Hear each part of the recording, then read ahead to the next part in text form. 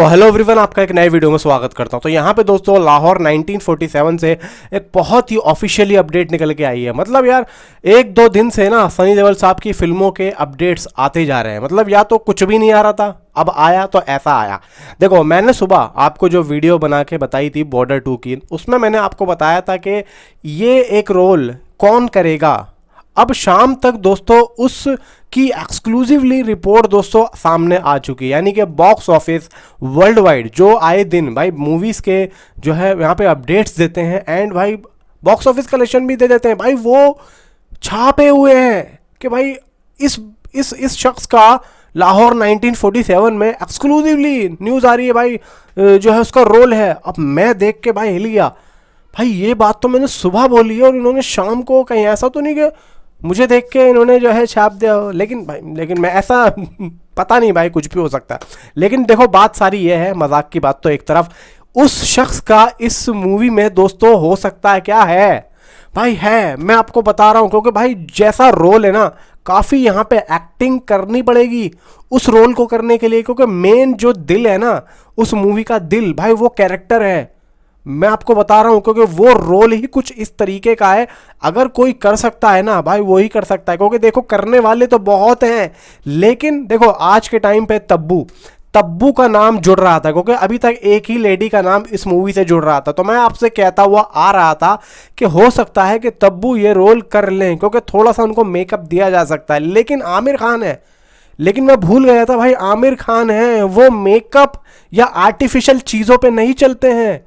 उनको चाहिए बिल्कुल यहाँ पे बिल्कुल असलियत चीज़, कि बुढ़िया का रोल है तो वो बुढ़िया ही करेगी, यानी कि ओल्ड लेडी ही करेगी। हम जवान को यहाँ पे बूढ़ा नहीं बनाएंगे। मैं भूल गया था, मैं क्यों भूल गया। आमिर खान भाई प्रोफेशनल आदमी है, तो प्रोफेशनल तरीके से ही काम करेंगे। तो इसी वजह से दोस्तों उन्होंने एक ओल्ड ही लेडी को बुलाया है, एक ओल्ड लेडी के कैरेक्टर के लिए।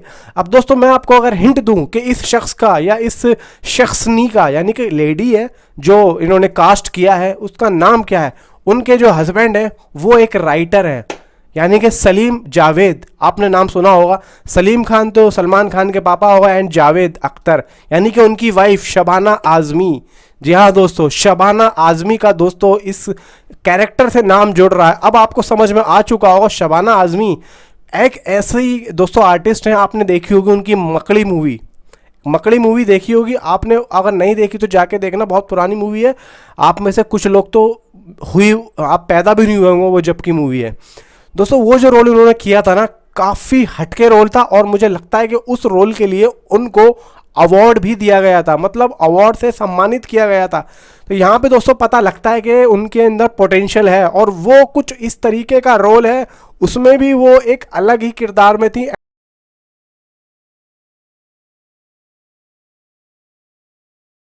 यहाँ पे ऐसा नहीं है, यहाँ पे भूत नहीं है, लेकिन दोस्तों यहाँ पे जो सीन है वो एक ऐसा सीन है जो कि भाई आपको रुला देगा। क्योंकि एक हिंदू और मुसलमान के ऊपर जो ये मूवी बनने जा रही है भाई, ये एक ऐसा प्ले है जो बैन है, और वो इस वजह से बैन है क्योंकि मूवी के अंदर कुछ इस तरीके की चीज़ें इंक्लूडेड है जो कि डायलॉग डिलीवरी ये वो। देखो, लिखा तो खैर एक मुस्लिम ने भी है, असगर वजाहत साहब ने इस प्ले को लिखा है, और इसके ऊपर अनगिनत प्लेस बन चुके हैं। और जिसने भी लेडी का किरदार निभाया है ना भाई, या तो वो एक बहुत बड़ी आर्टिस्ट है या फिर बहुत बहुत पुरानी थिएटर करने वाली है, क्योंकि ये रोल बहुत ज़्यादा मुश्किल है, बहुत ज़्यादा बिल्कुल कैरेक्टर के अंदर इन्वॉल्व होना पड़ेगा अगर सामने वाली चीज़ों को बिल्कुल ओरिजिनल दिखाना है। तो इसी वजह से तब्बू को हटाया गया, यानी कि हटाया क्या गया, मुझे लगता है कि उनको सनी देओल साहब की वाइफ के किरदार के लिए ही लिया गया हो।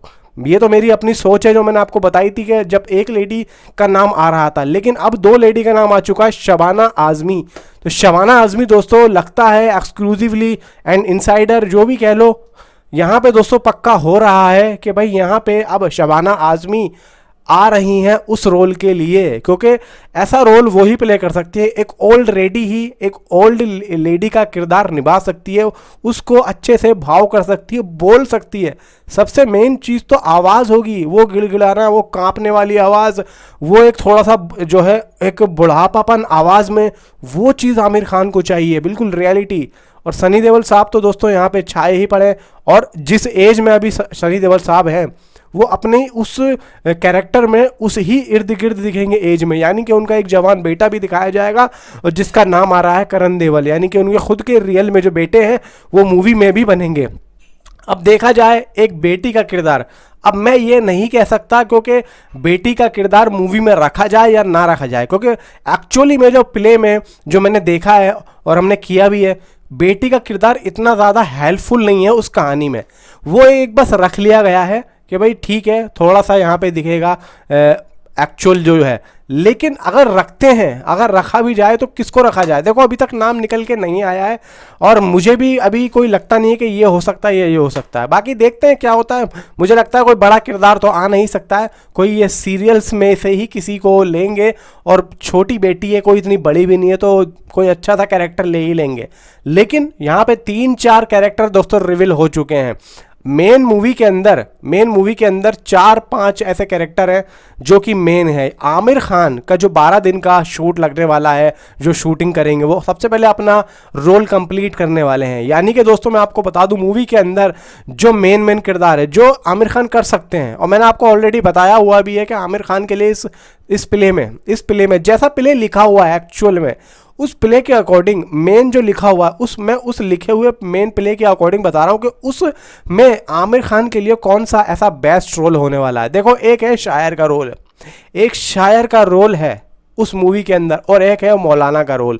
इन दोनों में से कोई एक रोल आमिर खान का होने वाला है, क्योंकि शायर का रोल है वो उसका ऐसा है कि आ गया चला गया, मतलब कोई प्रॉपर एक स्क्रीन पर बना हुआ नहीं रहेगा ऐसा कैरेक्टर। और दूसरा है वो मौलाना का किरदार जो कि मर जाता है, और वो जो डायलॉग डिलीवरी है ना उनकी कैरेक्टर वाइज, वो एक ऐसी है कि हिंदू और मुस्लिम को दोनों को एक कराने वाली वो बात कर रहे हैं मूवी के जो बनने जा रही है प्ले के अंदर, मतलब जो असगर वजह साहब ने लिखा है।